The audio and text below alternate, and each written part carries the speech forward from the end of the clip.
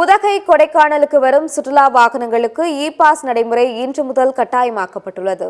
தமிழ்நாட்டின் முக்கிய சுற்றுலா தலங்களான உதகை கொடைக்கானலுக்கு சீசன் காலங்களிலும் வார விடுமுறை நாட்களிலும் அதிக அளவில் சுற்றுலா பயணிகள் வருவதுண்டு.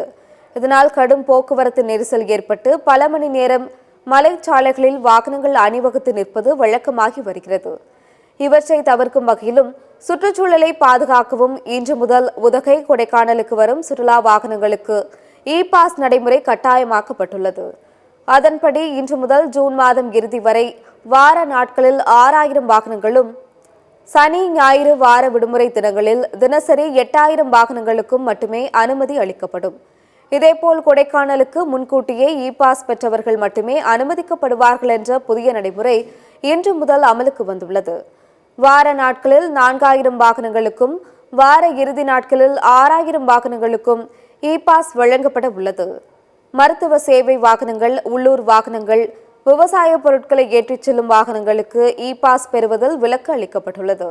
அரசு பேருந்துகளில் செல்லும் சுற்றுலா பயணிகளுக்கு எவ்வித கட்டுப்பாடுகளும் இல்லை என தெரிவிக்கப்பட்டுள்ளது.